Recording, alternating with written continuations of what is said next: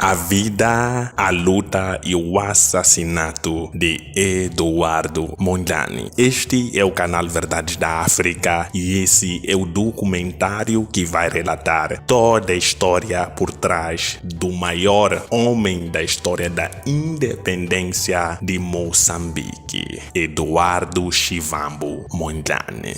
O histórico fundador da Frelimo é celebrado em Moçambique como um dos heróis que levaram a nação à libertação do colonialismo português. Do pensamento antirracista ao trabalho diplomático do pan-africanismo à luta armada, importa hoje reconhecer o legado do trabalho inacabado que Mondlane deixou. Eduardo Mondlane foi assassinado a 3 de fevereiro de 1969. Na sequência da detonação de uma bomba inserida num pacote do seu correio. Fazem hoje mais de 50 anos desde o desaparecimento de um dos fundadores da Frente de Libertação de Moçambique, Frelimo. O secretismo que se manteve nas décadas que se seguem ao atentado levou a que vários investigadores pensassem sobre o caso, levando muitas hipóteses sobre os responsáveis. Os pormenores da operação ainda hoje geram discussão entre os historiadores, sobretudo no que toca ao envolvimento de membros da Frelimo como cúmplices. Autores como George Roberts ou José Duarte de Jesus empenharam-se em descrever as diferentes teorias explicativas dissecando o local, a arma, o motivo do crime. A grande conclusão a que estes historiadores chegaram foi que, de fato, numa conjuntura geopolítica complexa, Eduardo Mondlane fez vários inimigos, existindo diversos grupos políticos que beneficiaram-se do seu desaparecimento físico. Ainda que não tenha assistido à independência de Moçambique a 25 de junho de 1975, não há dúvidas que Eduardo Mondlane deixou um legado na história de Moçambique e desempenhou um papel fundamental na luta pela libertação dos moçambicanos. Agora vamos contar um pouco da história de Eduardo Shivambu Mondlane. Infância de Eduardo Shivambu Mondlane. Eduardo Mondlane nasceu a 20 de junho de 1920 numa aldeia no sul de Moçambique. Filho de Ngwejane Musengane Mondlane, chefe da tribo Tsonga de língua e cultura bantu, e de Makungu Muzemasi Bembele, Eduardo cresceu num ambiente rural entre campos e pastagens, inserido numa cultura tribal tradicional da África Austral. Assim como a maior parte das crianças moçambicanas, naquele tempo, a infância de Mondlane foi passada a absorver as tradições da sua tribo e de sua família. Mondlane recordou que as suas mães, outras mulheres do seu pai, costumavam falar da opressão sob a qual viviam perpetrada pelos colonialistas portugueses. No livro Chicango, Filho do Chefe, publicado em 1946, em coautoria de André Daniel Clerc, Eduardo Mondlane retrata alguns aspectos da sua infância, como a influência que a sua mãe teve na sua forma de ver o mundo. Makungu era a terceira esposa de Ngwejane e, apesar de ser iletrada, foi a principal incentivadora da frequência de Mondlane à escola. De acordo com o próprio, a sua mãe dizia que muitas vezes que ele tinha de ir à escola para compreender a feitiçaria do homem branco, para assim poder lutar contra ele. A concepção de homem branco aparece na obra autobiográfica de Mondlane, na recriação de vários diálogos entre Chitlango e a sua mãe. Nesta percebemos que não se trata de um processo de racialização de identidades opostas por si só, mas essencialmente da consciência de uma hierarquia social que sustentava a condição de subalternidade e de exploração que Chitlango, a sua família e tribo se encontravam. Em testemunhos mais tardios, Eduardo Mondlane recordou que as suas mães, as esposas de seu pai, costumavam falar da opressão sob a qual viviam perpetrada pelos colonialistas portugueses. Muitos dos seus filhos viram-se obrigados a fugir para a África do Sul para evitarem ser forçados a trabalhar trabalhar para os agricultores locais portugueses ou para donos das plantações em troca de salários baixíssimos. Por essa razão, o pequeno Eduardo Mondlane não teve contato com os seus irmãos mais velhos nos primeiros anos de sua infância. Até aos 10 anos de idade, viveu no campo, observando a situação de insegurança e de pobreza em que viviam mulheres e homens na sua terra. A vida acadêmica e associativa de Eduardo Mondlane.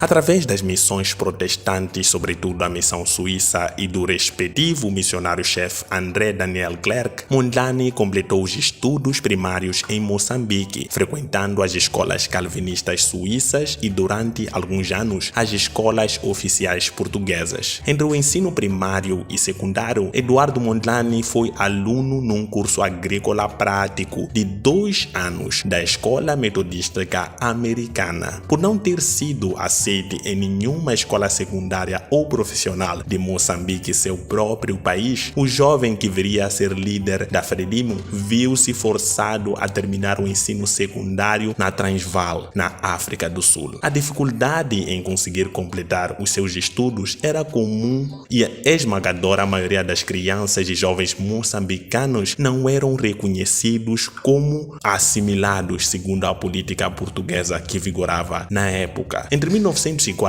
e 1960, as percentagens de alunos inscritos nas escolas das colônias eram muito reduzidos e não interessava ao Estado Novo que os mesmos ingressassem no ensino superior, porque isso poderia levar à formação de elites intelectuais que pudessem desencadear movimentos de independência nos territórios colonizados. Mesmo assim, Eduardo Mondlane completou o ensino secundário em 1948, ingressou na Jan H. School of Social Work em Johannesburg. No ano seguinte, foi aceito no curso de Sociologia da Witwatersrand University. O governo de François Malan, instaurado na sequência da vitória do Partido Nacional na África do Sul, estabeleceu o regime da apartheid e Eduardo Mondlane foi expulso do território ao ser-lhe recusado a renovação do seu visto. Nesse ano, depois de ter lidado com tantas dificuldades e frustrações, Mondlane iniciou a sua vida associativa, fundando a NESAN, Núcleo de Estudantes Secundários de Moçambique, em conjunto com outros estudantes do ensino secundário que partilhavam do mesmo sentimento de revolta contra as injustiças do sistema. Mondlane começou seu trabalho reivindicativo no associativismo estudantil, fundou uma associação, a NESAN, que depressa ganhou a atenção da PIDE. O NESAN foi desde os primeiros tempos colocada sob suspeita pelas autoridades coloniais e Mondlane chegou mesmo a ser detido para interrogatório no início de 1949. A organização tinha um propósito cultural e social entre os estudantes moçambicanos racionalizados, aspectos que atraiu a curiosidade e receio da política portuguesa. O relatório do procurador-geral português sobre as investigações e a sua detenção concluiu que este núcleo era uma espécie de embrião de uma organização nacionalista africana e por isso tinha de ser vigiado de perto. Em 1950, Mondlane conseguiu uma bolsa de estudos pela Philip Stokes Fund de Nova York, que lhe permitiu frequentar a Universidade de Lisboa, em Portugal. Entre 1950 e 1951, frequentou o curso de Ciências Históricas e Filosóficas. Foi neste contexto que conheceu outros estudantes oriundos das colônias portuguesas em África, tendo contato com a Casa dos Estudantes do Império. A experiência de Mondlane como estudante universitário em Lisboa confirmou a condição de subalternidade que o regime colonial lhe conferia. Aqui se juntou o clima de desconfiança que a sua figura, bem como a dos restantes estudantes africanos, gerava na política do Estado Novo. O assédio que os estudantes colonizados sofriam por parte parte das autoridades era bastante frequente, dificultando a concentração nos estudos e, por conseguinte, o seu sucesso acadêmico. Antes de ter ido para Lisboa, Mondlane nunca tinha conhecido qualquer outro estudante racionalizado que tivesse acabado o ensino secundário nas colônias portuguesas. A convivência com outros alunos africanos foi um aspecto positivo na sua experiência em Portugal. Por outro lado, a escassez dos mesmos nas universidades portuguesas foi uma desilusão para Mondlane, tendo em conta que até na África do Sul existiam nessa altura mais de 500 estudantes universitários racionalizados. Ao longo da década de 1950, as casas dos estudantes do Império, cujas principais sedes eram em Coimbra e em Lisboa, tornaram-se polos de discussão contra o regime de Salazar e de emergência de uma consciência anticolonial. As figuras mais reconhecidas do anticolonialismo africano em Portugal passaram por lá, tais como Mário Pinto de Andrade, Agostinho Neto, Amílcar Cabral, Marcelino dos Santos, entre outros. Mondlane foi pioneiro no estudo da sociologia e antropologia do racismo e das questões raciais nas relações sociais. Esse trabalho criou algumas das principais bases ideológicas da Frelimo. Apesar da curta estadia em Lisboa, estes contatos tiveram seguramente um grande impacto na evolução do pensamento político de Mondlane. Em 1951, Eduardo tinha 31 anos e contava já com a experiência de ter vivido em 3 contextos diferentes: Moçambique, África do Sul e Lisboa, em todas as suas condições de subalternidade, em grande parte associada à sua cor de pele e, portanto, a sua identidade realizada serviu de obstáculo à progressão acadêmica. O clima de perseguição política que vivia em Lisboa forçou-o a procurar outra alternativa para continuar seus estudos. Entre 1951 e 1956, Eduardo frequentou a Oberlin College em Ohio e a Northwestern University em Evanston, Illinois, nos Estados Unidos da América. Durante esse período, obteve os graus de licenciatura, mestrado e doutoramento em sociologia e antropologia. O fato de ter vivido nos Estados Unidos, mais precisamente em Chicago, no período da Guerra Fria, com o início dos processos de independência no continente africano e simultaneamente dos movimentos pelos direitos civis da comunidade afro-americana, influenciou a sua forma de ver o mundo. Ficou mais atento a questões de racismo e do racialismo como estruturas históricas e sociais. As teses de mestrado e de doutoramento de Mondlane, publicadas em 1955 e 1960, respectivamente, sugerem que seria provavelmente o primeiro investigador africano racionalizado a estudar relações raciais e o racismo naquela época, do ponto de vista sociológico, nos Estados Unidos. Com recursos a experiências, inquéritos e métodos estatísticos, Eduardo Mondlane questionava o peso da identidade racial e da identidade nacional para os relacionamentos interpessoais. O artigo de Lívio Sansoni, publicado em 2013, reflete sobre o impacto profundo que as ciências sociais tiveram no pensamento político de Eduardo Mondlane e no papel que desempenhou na luta anticolonial em Moçambique. A perversidade do racismo, bem como o perigo de priorizar a etnicidade em detrimento da justiça, foram ideias desenvolvidas nos trabalhos acadêmicos de Eduardo Mondlane, que serviam de base à ideologia projetada no discurso oficial da Frelimo.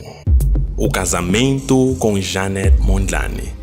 Em outubro de 1956, Eduardo Mondlane casou com Janet Ray Jenson, cidadã norte-americana de origem sueca que conheceu num grupo de ativistas religiosos. A união foi alvo de críticas tanto por parte dos missionários protestantes como da própria família da Janet e, mais tarde, no seio da Frelimo. As objeções prenderam-se essencialmente com o fato de ambos terem identidades nacionais cores e raciais distintas. Pouco antes do assassinato de Mondlane, difundiu-se um panfleto difamatório intitulado A Profile of Dr. Mondlane contra o próprio em vários países africanos. Neste, o casamento com Janet provava que ele tinha nativizado nos Estados Unidos, acusando o líder da Frelimo de estar inserido numa conspiração com o governo norte-americano, destinada a fazer crescer a influência americana em Moçambique. Estas acusações tiveram um grande impacto, tendo em conta o contexto da Guerra Fria. As entrevistas de Janet Mondlane e Nadia Menghezi levaram à publicação em 1999 de um livro de memórias, O Meu Coração Está nas Mãos de um Negro. Nele podemos ler a perspectiva de Janet Mondlane sobre os acontecimentos da sua vida com o lutador pela independência de Moçambique, bem como alguns excertos de cartas trocadas entre ambos em diversas fases das suas vidas. O livro acaba por revelar um lado emocional dos intervenientes que não será tão fácil de aferir em outro tipo de fontes históricas. A tendência em muitos autores ligar as posições políticas de Eduardo Mondlane, nomeadamente a sua atitude antirracista, com as suas posições emocionais pelo fato de ser casado com uma mulher branca, a mesma lógica também se podia aplicar inversamente a Janet. Pareceu-nos, contudo, pouco rigoroso a aferir o grau de preconceito de alguém com base nas emoções que nutre por uma pessoa. E se o trabalho político do casal Mondlane foi notável ao combater o sistema colonial racista em Moçambique, as memórias publicadas por Janet acabaram por devolver a devida humildade a ambos, enquanto seres humanos inseridos nas suas circunstâncias. O casal teve 3 filhos, Eduardo Chivambo Jr., Jennifer Schultz e Neil Brock, sendo que a mais nova nasceu em 1962, ainda antes da fundação oficial da Frelimo. Os 3 assistiram à dedicação dos seus pais na luta anticolonial de Moçambique.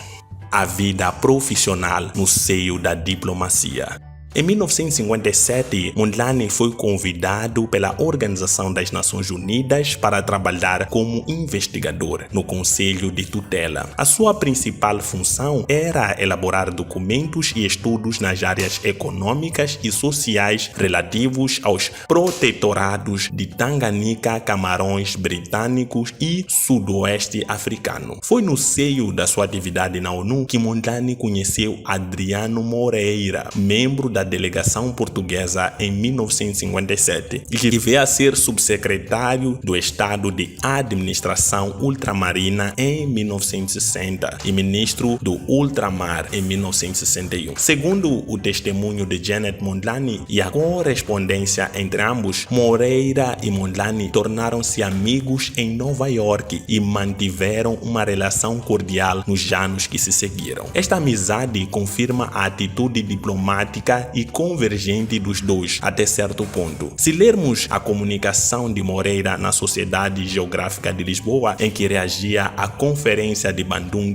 2 anos antes de conhecer Mondlane, rapidamente nós percebemos que a sua perspectiva em relação às colônias era redutora e absolutamente iludida quanto às condições de vida da população colonizada. E, portanto, podemos dizer que a sua impressão de Eduardo Mondlane como acadêmico brilhante, funcionário relevante da ONU e pai de família bem-sucedido não iam em contradição com aquilo que ele acreditava que podia ser o destino de qualquer habitante das colônias, na mentalidade colonial que obedecia ao conceito perverso da missão civilizacional. Ainda assim, Janet Mondlane afirmou numa entrevista que Adriano Moreira era uma personalidade interessante que sabia manobrar a ditadura de Portugal. Além disso, de acordo com alguns autores, Eduardo Mondlane mantinha relações de amizade com outros membros da delegação portuguesa, aproximando-se do diálogo diplomático com as instituições portuguesas. Como investigador da ONU, Mondlane viajou até Moçambique para escrever um relatório estratégico sobre as condições de vida dos moçambicanos sob a autoridade colonial portuguesa. Em 1960, Eduardo aproveitou uma das suas visitas aos protetorados e viajou até Moçambique, onde permaneceu durante 4 meses. O seu cargo nas Nações Unidas permitiu-lhe desfrutar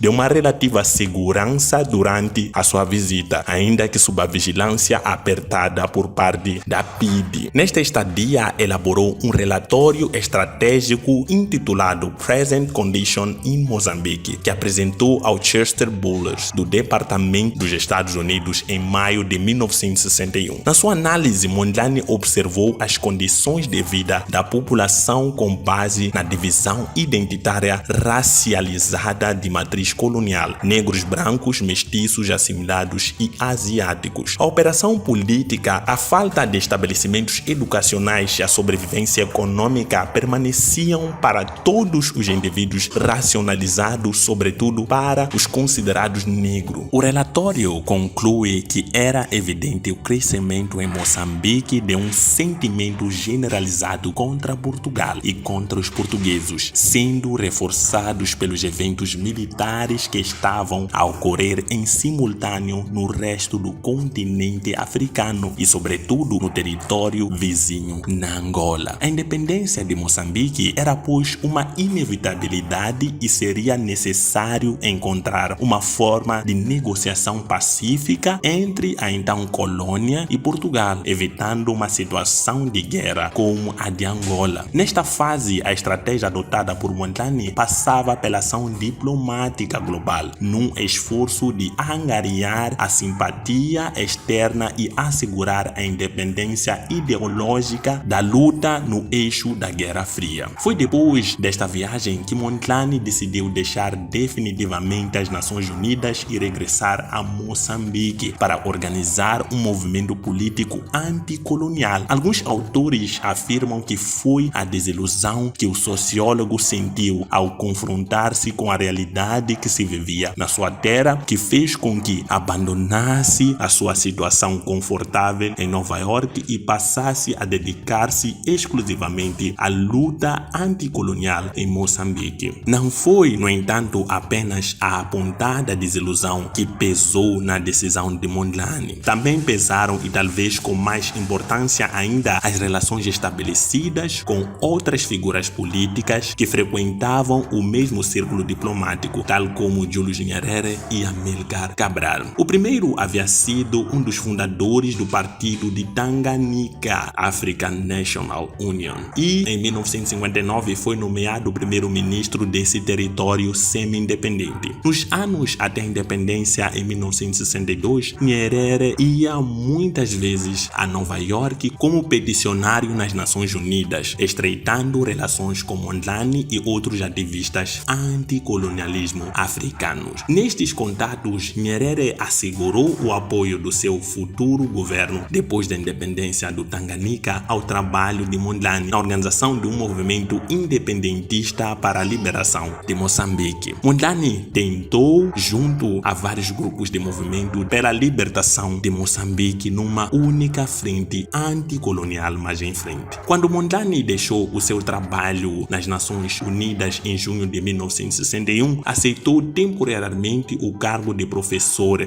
da Syracuse University na mesma cidade, esperando pela independência de Tanganyika, que se afirmou Estado soberano em dezembro do mesmo ano. Amílcar Cabral, fundador do Partido Africano para a Independência da Guiné e Cabo Verde, também fazia parte do grupo dos líderes anticoloniais peticionários na ONU, presença assídua nas sessões dos órgãos da ONU consagrada às colônias portuguesas. O líder político empenhou-se em concertar esforços entre os diferentes movimentos anticoloniais africanos para a prossecução de um objetivo maior: acabar com o sistema colonial português. Por esta altura, Eduardo Mondlane já conhecia e estabelecerá contatos com os movimentos e partidos que se haviam formado para combater o colonialismo em Moçambique, Manu, Odenamo e UNAMI, recusando-se a juntar-se a qualquer um deles em separado. O então sociólogo exerceu pressão para que os grupos se reunissem numa frente única para tornar a luta anticolonial mais eficiente. Esta ideia já tinha sido apresentada pelo Comitê Central da Odenamo e Manu, mas as pressões exercidas pelo presidente de Ghana, Kwame Nkrumah, influenciaram na Odenamo, e pelo presidente de Tanganyika, Julius Nyerere, influente na Manu, impediram um acordo prévio entre os movimentos. Em junho de 1962, no All Africa Freedom Fighters Conference em Winneba, a junção dos movimentos Manu-Odenamo foi anunciada com a aprovação do presidente do Ghana, Kwame Nkrumah, e do presidente de Tanganyika, Nyerere, e dos restantes presidentes na conferência. Esta tornou-se a data oficial da fundação da Frelimo, da qual Eduardo Mondlane foi o primeiro líder.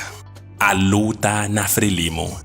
A partir de 1962, a vida de Mondlane passou a ter apenas um objetivo: a emancipação de Moçambique como país independente. Numa primeira fase, concentrou os esforços na diplomacia através de várias tentativas de diálogo com as instituições portuguesas. Face à recusa do governo português, a estratégia de Mondlane da Frelimo mudou, dando início à preparação de guerrilheiros em vários campos de treino na Argélia e na Tanzânia. Em 1964, depois de esgotadas as opções pacíficas, a luta armada iniciou-se em Moçambique, à semelhança do que já acontecia nas outras colônias. Inserido na lógica unitária por detrás do CONSA, bem como das ideologias relacionadas com o panafricanismo, os primeiros discursos de Mondlane foram marcados pelo ideal da unidade moçambicana e africana na luta contra um inimigo comum.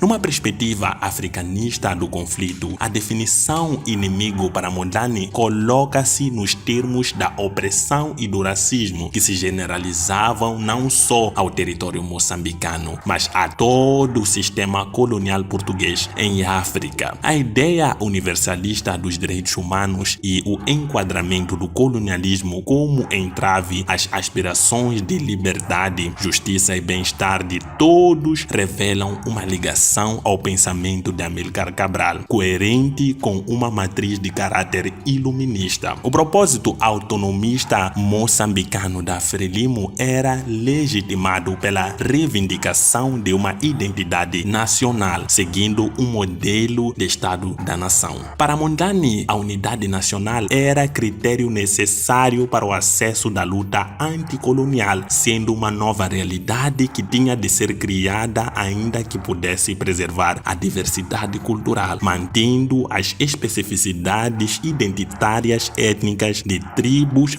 e tribais no território. Após a morte de Mondlane, o discurso da Frelimo mudou ligeiramente, assumindo a imposição de uma visão única para a cultura nacional moçambicana, no esforço de obliteração dos particularismos identitários da população. A aparente coesão ideológica da Frelimo, que se retira da análise da historiografia oficial mais antiga, cai por terra quando analisamos muitos dos incidentes ocorridos durante toda a atividade política do movimento. Desde o início, ocorreram várias dissidências de membros que não se identificavam com a liderança da frente e que tentaram criar novas organizações independentes.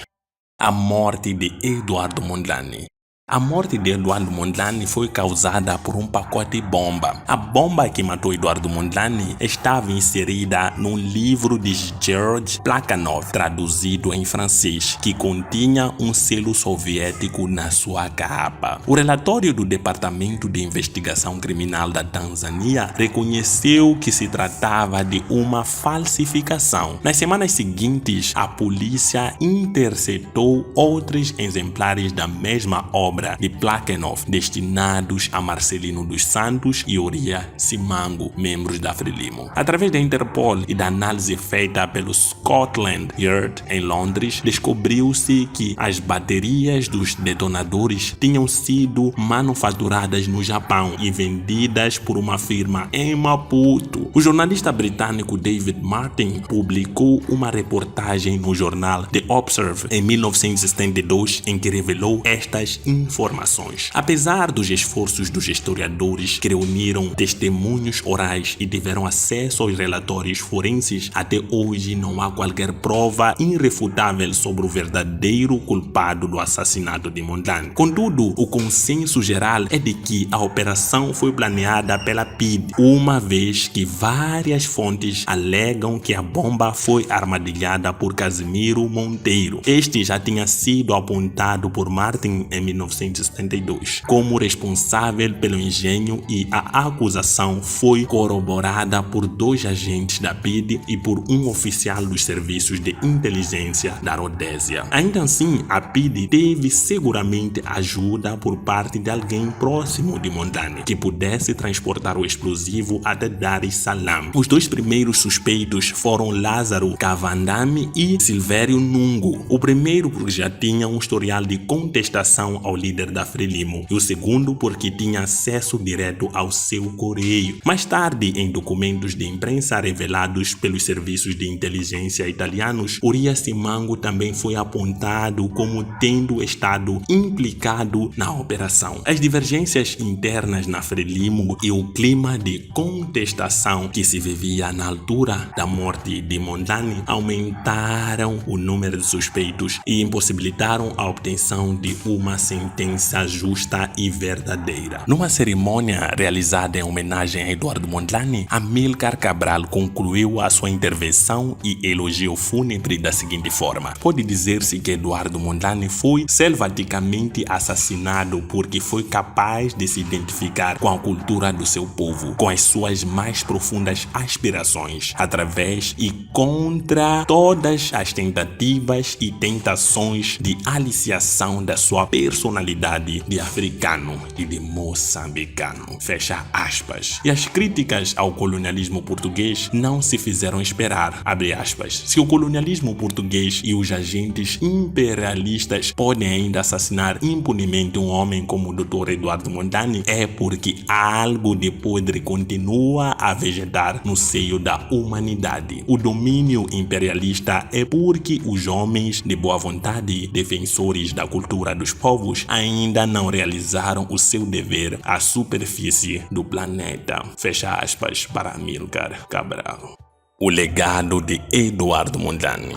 Não obstante, Mondlane é sem dúvidas uma das principais referências na história da libertação de Moçambique e de África. O seu percurso de vida, marcado pela superação de dificuldades e das suas circunstâncias na prossecução das suas aspirações de liberdade, deixa-nos um exemplo de independência de espírito e, acima de tudo, de coragem. Um homem que seguiu firmemente o caminho dos estudos, mesmo estando nos Estados Unidos, no auge da vida familiar com seus filhos e esposa bem de vida, não parou de pensar na liberdade de seu povo, tanto que acabou perdendo a vida seguindo seu ideal. Eduardo Mondlane é sem dúvida, se não o maior, um dos maiores líderes que a África já viu e uma das pessoas mais intelectualmente bem-sucedidas para a sua época. Assim como nós encerramos esse vídeo, um roteiro de mais de 22 páginas